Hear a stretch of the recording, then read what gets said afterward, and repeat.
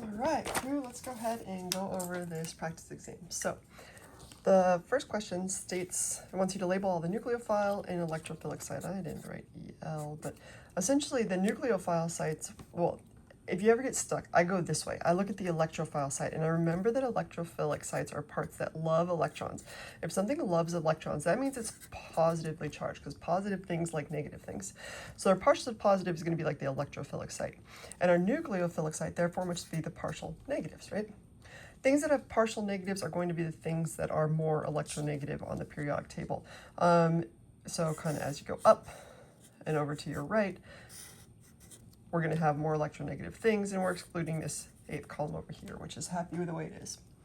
Okay, so essentially if we find something that's up and to the right, chances are it's loving electrons. It's going to be partial negative, especially if it has extra electrons on it. So chlorine, for example, is kind of right here on the periodic table. It's in the 7th column. We should have one. See if I can find one. Oh, I failed. It's okay. We'll do okay with this. So chlorine right here is going to be a partial negative because it's electronegative. So this is going to be my partial negative over here. And then the partial positive will be wherever it's drawing electrons from. So that would be this carbon right here, because these two electrons are getting closer to this chlorine. So that's a partial positive. Okay, same thing here. We have an oxygen. We know oxygen is going to be a partial negative. And it's pulling electrons toward it, and it's pulling electrons away from these two carbons. Don't forget, even though this looks weird, this is a CH3 right here, right? So easy to forget that that sucker over here is a CH3. So this would be partial positive, and that would be partial positive. And then we get to nitrogen. If you remember, we said cannot clean out fridge.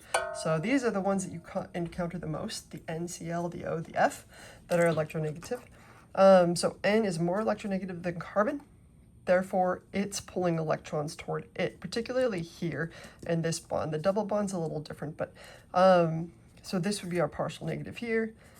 This would be a partial positive right here. Now we said other things that make up nucleophilic sites is if it has a lone pair, if it has a double bond, or even if it has a triple bond. So even these triple bond sites, or these double bond sites here and here, are actually partially negatives. Okay. So because this has a lot of electron density, there's 4 electrons here, we're not going to label this carbon as partial positive because this nitrogen is mostly pulling from this one right here. Okay, last but not least, we get to this boron. Okay, this is where we're going to have some interesting stuff. We said boron is over here before carbon. It's right here. So on the periodic table, it goes boron, then carbon, then nitrogen, then oxygen, then fluorine in that order. And then over here on this side is lithium and beryllium. Okay, so the whole second row looks kind of like this. So boron is less electronegative than carbon because it's further to the left. And another thing to think about with boron is boron only usually makes 3 bonds. So here it's boron and it's got a hydrogen here and a hydrogen here, and then it's bonded over here. So it doesn't have even an octet. So if we go back to Gen Chem 1, where we're looking at things with octets with 8 things around them are happy, this only has 2, 4, 6. So it can take on more electrons, and therefore it actually has a partial positive charge. Now I said this has a partial positive, but we generally don't label the carbon over here as partial negative. And that's just because this carbon over here would need to have something to be able to attach to something else, but it doesn't have a lone pair, a double bond, or a triple bond, for example. So it's just hanging out. All right, so I think that's all of them. Hopefully I didn't miss any. And let's go ahead and move on to the next question. It says label the hybridization, molecular shape, and bond angle of all the atoms except for hydrogen. Okay, so in order to do that, I want to know how many things are around it. Because remember, if there's, we use S, P, P, P, D, D, D, D, D. Okay, so if there's 1 thing or 2 things around it, it's just SP. If there's 3 things around it, it's an SP2. etc. sp3 if there's 4 things. So we have to figure out how many things are around it first. I gave you that list to memorize, but remember, in case you didn't, you can look at the formal charge of things. Oxygen, see now I really want to have a periodic table for you. I will find one. Be patient with me.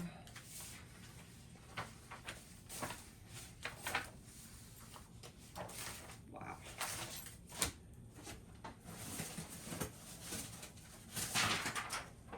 Score.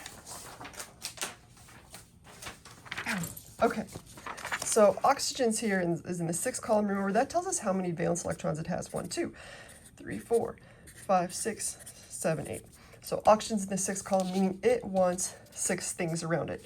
It currently has, again, it wants 6 things minus 2 sticks. So then your question is, how many dots does it need to be a 0 formal charge? None of these have charges on them. Now, although we went through things and we said, hey, if it's drawn a certain way, it has to have a charge. That was just to make sure that you understood how to calculate charges. From here on out, if something has a charge, it better say on the paper that it has a charge.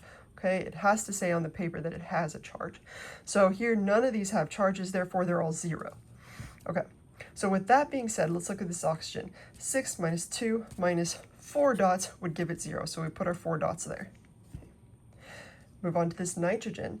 Nitrogen has 5 valence electrons because it's in the 5th column. 5 minus 3 sticks minus how many dots does it need in order to equal 0? Hopefully you agree it needs 2. So we put 2 dots on it.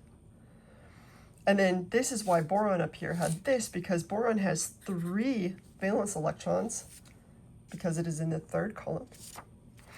It has currently, with 2 hydrogens on it, that's 1 bond, that's another, we could draw it like that. So it's got 1 hydrogen and one hydrogen there. So it has 3 sticks, so it needs 0 dots in order to equal 0. So boron doesn't have any dots. Chlorine is here in the 7th column. So chlorine has 7 valence minus 1 stick currently. So it needs how many dots in order to equal 0? Hopefully you agree it needs 6. So if we draw those 6, hopefully that helps. Okay, so hybridization. This, in order to figure out hybridization, you count the things around it. Okay, so chlorine, for example, has 1, 2, 3, 4 things. You count all lone pairs. A thing is a lone pair, a double bond, a triple bond, or a single bond. Those are all considered quote-unquote things, or electron groups. Okay, so chlorine has 1, 2, 3, 4 things around it. So you go 1, 2, 3, 4. This is going to be an sp3, hybridized thing. Okay, let's continue on because we got a lot to do. This boron has 1, 2, 3 things around it, so it's an sp2,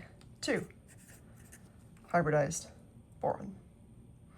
Nitrogen has 1, 2, and then don't forget the double bond counts as just 1. So 1, 2, 3 things around it. Again, the double bond just counts as a single thing. So 1, 2, 3 things around it. And that's why this nitrogen, 2, 3, is going to be an sp2. Then we get to the oxygen. Oxygen has 1, 2, 3, 4 things around it. So if we go 1, 2, 3, 4, oxygen's an sp3.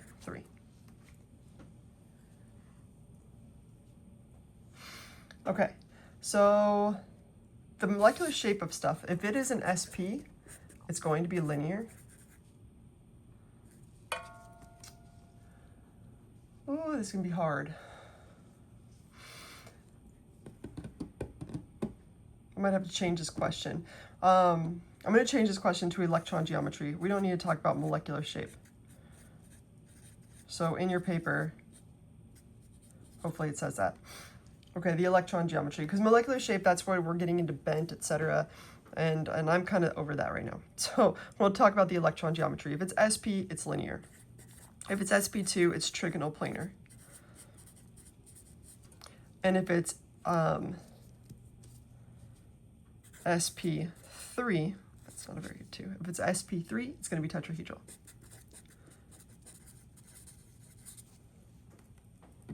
Cool beans? So, I didn't do the carbons yet.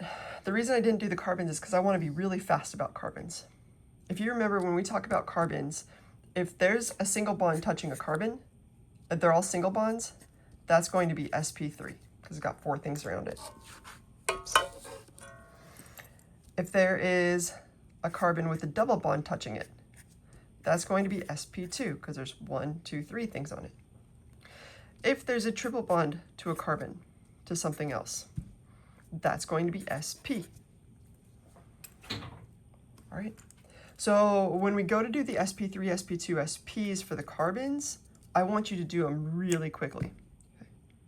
So let's finish knocking out these in terms of the electron geometry, and then we'll go from there. Bond angle, by the way, if something's on the line, it's 180. If it's in a triangle, it's 120. And if it's tetrahedral, it's 109.5, if you remember. All right, this is an about. Okay, so for example, this oxygen here would be about 104 to 105. Okay, so going back down here, woohoo! We're labeling the hybridization, the electron geometry, and the bond angle of all the atoms. This is sp3. Therefore, it is tetrahedral, and it's 109.5. This boron is sp2. Therefore, it's trig planar and 120 degrees. Same thing for this nitrogen, sp2. So it's going to be trig planar and 120 degrees. And this oxygen is sp3. So it's going to be tetrahedral and 109.5. Now let's see how fast we can go through and do the hybridization of the carbons. You look at a carbon, remember they're at all the corners. So I got a carbon there, there, there, there, there, there, and there. You look at the carbon and you say, what's touching it? Does it have a double bond, or all single bonds, or a triple bond? Here, do you agree it has all single bonds? Then it's going to be sp3. This carbon, does it have a double bond touching it? Sure does. It's going to be sp2. This carbon, double bond touching it? Yup, sp2. This one, single bonds, all single bonds. Don't forget there's 2 hydrogens on this thing. Then it's all single bonds, sp3. Okay, so all singles, sp3, all doubles, sp2, and triples are going to be sp, which we don't have any examples of.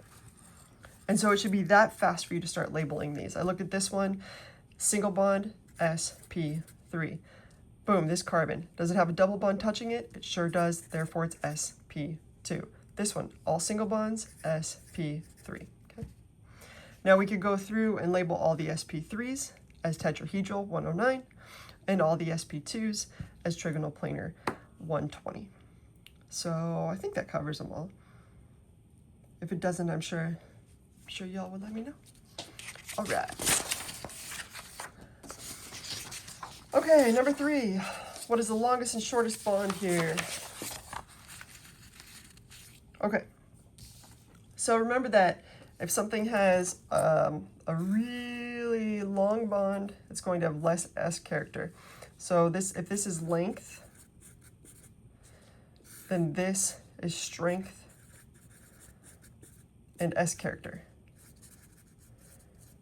So if something is really short, low length, it's going to be very strong, and it's going to have a higher amount of S character. To figure out S character, we do very similarly to what we just did right now. We look at all the carbons. I'm only going to do, I think, these 4, because these are all sp3 carbons. Those are going to be longer. And what I'm going to do is I'm going to label each one. This one, does it have a triple bond touching it? It does, it's sp. This one, triple bond touching it? Sure does, sp. This one, double bond touching it? Yep, sp2. This one, does it have anything but singles? Nope, sp3. And this one, does it have any double bonds touching it? Sure does, sp2. Okay. Again, this one down here would be sp3 if you really want to do it, sp3, sp3. Okay, so again, I'm sorry, this should have been a linear, but for some reason the program I used must have gone through an update. It was not working. So here we are. Okay, so once you've done that and you've labeled all of these individual carbons, you can figure out the total S character. To figure out the S character, you look at the amount of S there are over total letters, essentially. So here and here, there's a SP and an SP, meaning there's 2 S's out of 1, 2, 3, 4 letters. In other words, this is like a 50%er. Now we look at this one, the bond between here and here, because the bond, we're looking at the bonds, right? So here we have an SP bonded to an sp2.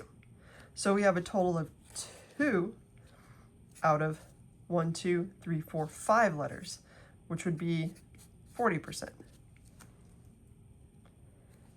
And then here to here, we have a double bond, which would be 2, because they both have S's, out of a total of 6 letters, or 33%. So we have a 50% here. We have a 40% there, and we have a 33% there. Oops, I don't know where I'm drawing that to. It goes to this one. Okay, and we have to ask which one's going to be the shortest. So the shortest one is going to have the most S character. That's going to be this one. So let's see if I label it with pink. This is our shortest.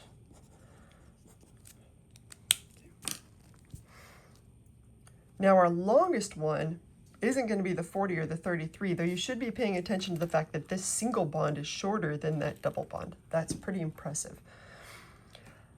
Let's look over here, because here is where we're going to have the least amount of S character, where it will be the longest. If this is an sp3 and this is an sp3, for example, this is a 2 out of 8, or 25% S character. The same would be said for this one and this one. So either of these would work as the longest.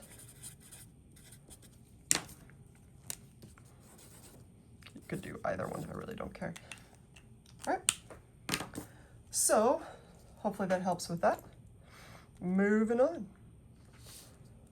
Which is the strongest acid in each pair?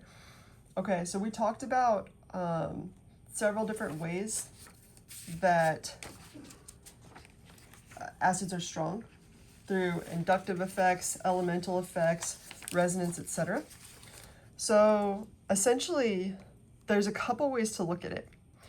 If there's something obvious, in this case, there's a clear, obvious difference between this one and this one, right? This one has a fluorine, this one does not. Then you're thinking, okay, you can look directly at, for example, if there's an elemental effect or an inductive effect. If it's not always so clear, sometimes you have to pull the hydrogen off and ask if there's going to be resonance to stabilize them. So I'll have examples of all those right now. Let's go through. Right now, hopefully you agree, fluorine is more electronegative, so it pulls electrons toward it. Okay, so this fluorine right here is pulling electrons toward it. We talked about like a dog hogging the blankets. It's hogging the blankets, leaving this hydrogen exposed. In both cases, this would be the acidic hydrogen. You should recognize this as carboxylic acid. Okay, so if that's the exposed hydrogen, if this one has electrons getting pulled away from it more, this one, by inductive effects, is going to be the more acidic, or the strongest acid. The more fluorines or more electronegative stuff you have, the stronger the acid will be. Okay, here, you might have memorized this already. You might be like, well, I know, you're not really even sure which hydrogen would be used on this, right? You know that the pKa of this would be 50, and this is like 40, and etc. And this over here, the triple bond is going to be 25. So you know just right off the bat that this is going to be the answer because it is a lower pKa. However, if that didn't make sense, because again, this one's not so obvious, sometimes you pull off the hydrogen and you ask which one makes the most sense. So let's go ahead and pull off the hydrogen for each of these. And this one over here on our left, hopefully you agree one of these would be the more acidic hydrogens. Okay. And over here, this is the more acidic hydrogen. Again, that's just because this is the pKa of 50 and this is a pKa of 25. So if this is 50 and this is 25, this is the more acidic hydrogen. Okay, so let's pull them off. If you remember, like pretend there's a base, it grabs the hydrogen, and then where do those electrons go? They go onto the carbon or thing that they came off of. Okay, so if we rip those things off, on this one you'll get doom, doom, doom, doom, boop, boop, like that. And on this one you'll get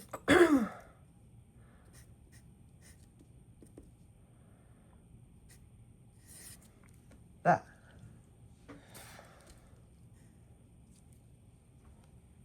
Okay, so if this is, that's negative and that's negative, right? Now,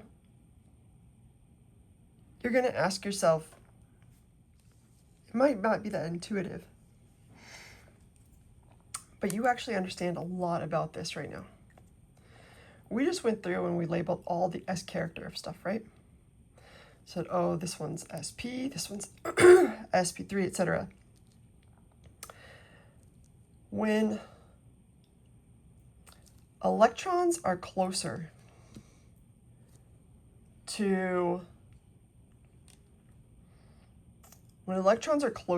like this lone pair of electrons are closer to an atom that's small, for example, fluorine in the periodic table. Ooh, here's fluorine, right? It's electronegative, right? And it's really small. But when you have a fluorine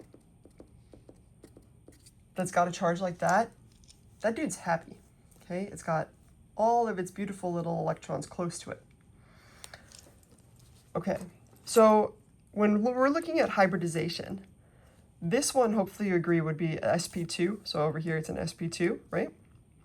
So this is a longer bond. And this one's a shorter bond. Okay. The electrons here are closer because this sucker is shorter, if that makes sense. So these electrons can be held closer to the nucleus of the carbon, here and here. And therefore this one is going to be more stable.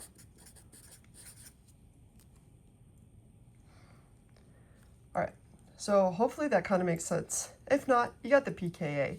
But the reason for the pKa has to do with the stability of when you pull it off, which has to do with its hybridization, believe it or not. So it all kind of relates back to itself. All right, next we look at this one. Here you have a nitrogen bonded to a hydrogen. Here you've got just a whole bunch of carbons bonded to hydrogen. So let's say we're looking at one of these hydrogens. There's just no contest in this. You know that this has a pKa of 38 and this has a pKa of 50. But this would be elemental effects. So why is this one a lower pKa? Well, again, that's because nitrogen is here on the periodic table and carbon's over here. So nitrogen's more electronegative, therefore it's pulling the blanket away from this hydrogen, allowing it to leave more easily. And that's why this is more acidic. Okay, so I lost my marbles and ended that last video early, accidentally. So I'm gonna go ahead and continue. But let's see, this is the paper we're gonna do. All right, got 15 minutes, so we'll see how far we can get. Oh, make that 13. Okay, so I'm gonna go back to this one. Okay, so when we are comparing these two things, one of the first things we should think about is, we're looking at what's more acidic, right? Which one has a hydrogen which will come off more easily? Well, in both cases you have an oxygen It's pulling electrons right up this way and toward it. And then here we have a nitrogen that's pulling electrons the same thing, this way, that way, and that way. So all the electrons are going all toward it. Okay, so kind of one way I think about it is like that. So you have electrons going toward the nitrogen, you have electrons going toward the oxygen, and essentially that leaves these two hydrogens on those two things really exposed. Excuse me, because you have oxygen that's like pulling the blanket and nitrogen's pulling the blanket, and poor hydrogen over here is really cold. Okay. Now the next thing you want to do is look at which one is going to be the most stable of these two ideas. So when I talk about stability, I'm talking about what's going to be the most stable if we pull those hydrogens off. So let's draw these. So we have nitrogen. Whoops, I can't even draw. I'm hopping right into this today. Okay, do. Okay, so we got that sucker, and we have this one.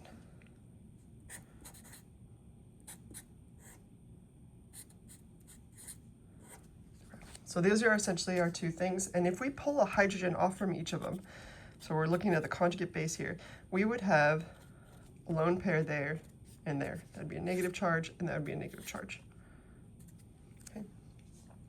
Now our next question is, which one of these is more stable? Well, if you remember, resonance leads to stability, so we also have two dots there. So essentially what can happen here is that these electrons can go up here, for example. They can go there, causing that oxygen double bond right there to go up there. So 1, 2, it'd be something like that. So these could go again here, those could go there. That's one resonance structure. But over here, you have the ability to go either direction, right? You can go up here for resonance stability. So it could go boom, boom, or it could also go this way. That could go there, and these lone pair can go on to the nitrogen. Okay, so in that situation, you have more resonance, and that is why this is going to be more acidic. More acidic, more resonance. Now let's look at this next one. A very, very similar principle. If we pull the oxygen off, or the hydrogen, excuse me, off of each of these, you would have that and this one. And we know, again, more resonance, more stability. So I can ask you right now which one has the ability to resonate. This doesn't even have double bonds. This one can't resonate. This one, however, a variety of things can happen. That could go down there, causing that to go there, that to go there, that to go there, etc. So the double bonds can kind of move around. This one has more resonance. So it's what we call resonance stabilized, and that is why that would be the stronger acid in this situation. Okay, moving on.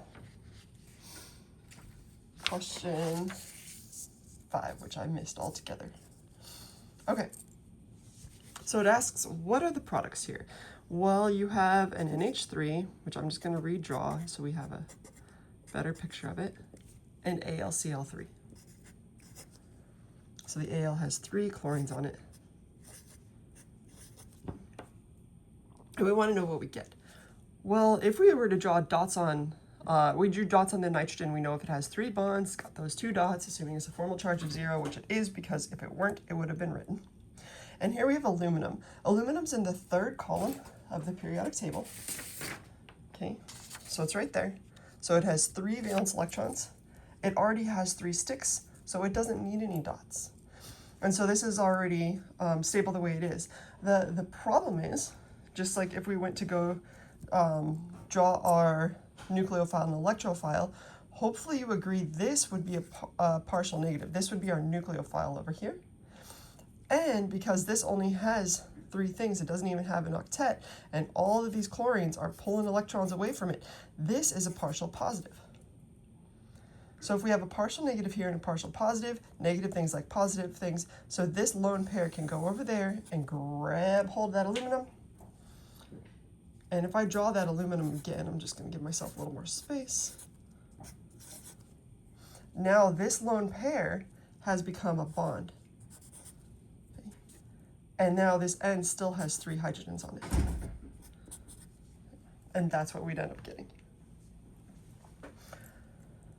Okay, on to this next one. Very similar situation. Boron and aluminum both have just 3 valence electrons, so BH3 would look like that with no valence on them. And then we have this oxygen here like this. One thing I should have gone over here is the charge, by the way. So when this lone pair forms with that, right, essentially nitrogen has lost, it had 2 electrons on it, now it only has like 1 touching it. This is now a positive charge. And you can figure that out again, valence minus sticks minus dots. Aluminum has gained 1, so it has a negative charge on it. Then we have this.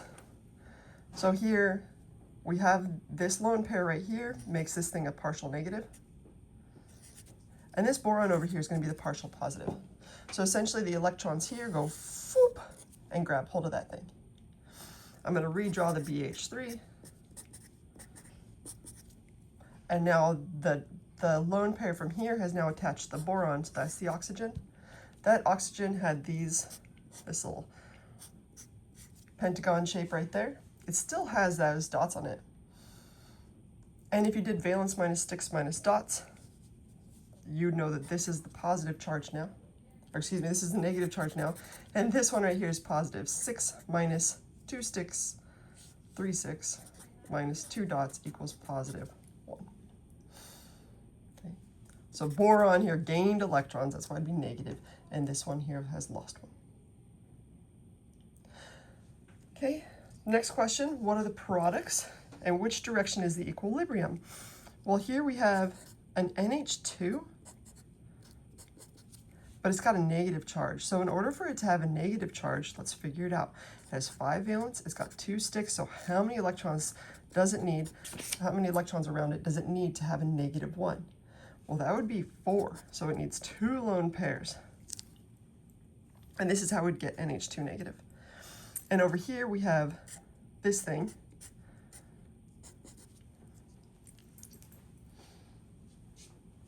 All right, now in order for something to be a base, well, let me point this out. This looks to me like it's going to be an acid-base reaction. We don't have a strong, up here we had something that was partially positive and something that was partially negative. Over here, we have something that's totally negative, but there is no real strong partial positive over here.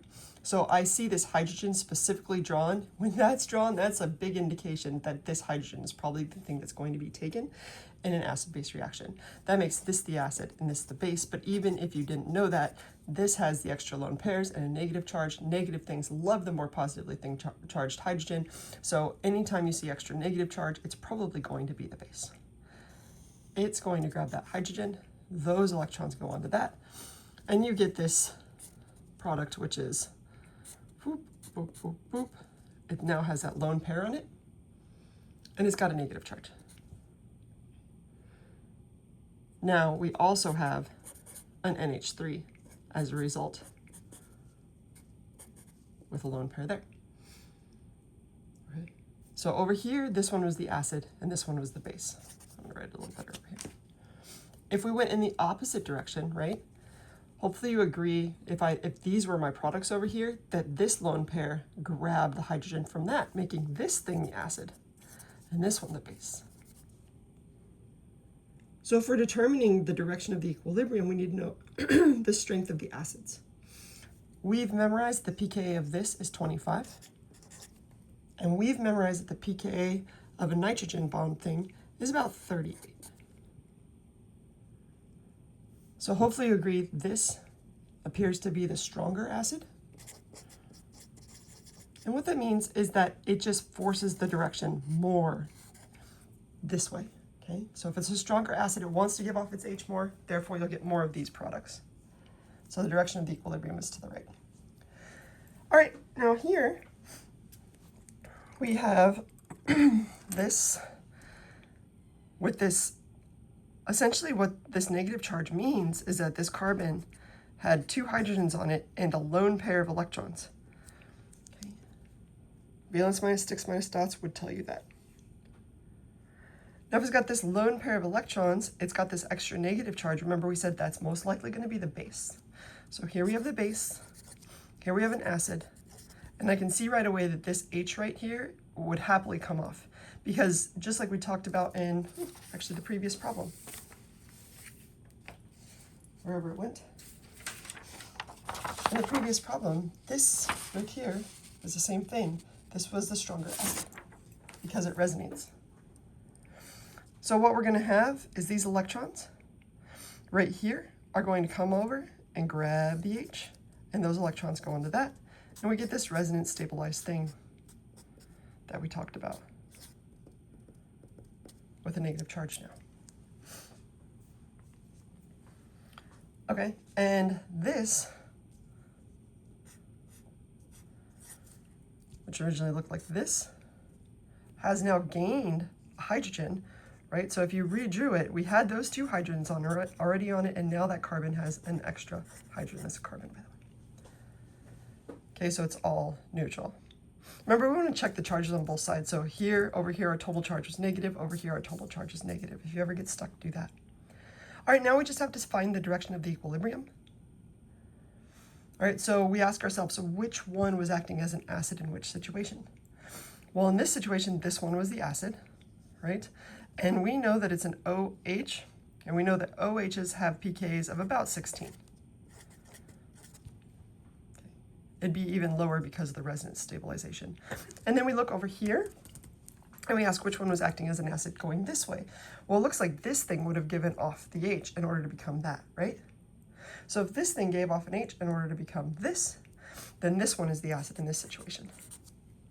And this is just like a regular methyl group. It has some oxygen pulling it this way, but we don't even have that pKa memorized. You could look it up. It's actually lower than what we're going to say, but it's about a pKa of about 50, but it's probably closer to about 40 or something like that. And then you just compare the two. Which one is more acidic? Hopefully you agree this one's more acidic. If this one's more acidic, it's pushing the direction of the equilibrium that way. It's going that way. All right, I'm out of time, but let's do this real quick. Pent tells us there's 5 carbons. Boom, boom, boom, boom. Okay. The 1-ene tells us if we label these carbons 1, 2, 3, 4, 5, at the ene, at the 1, there's going to be an ene, which is double bond. Boom. That is our pent 1-ene. Okay, sorry for the spliced up video. Have a great day.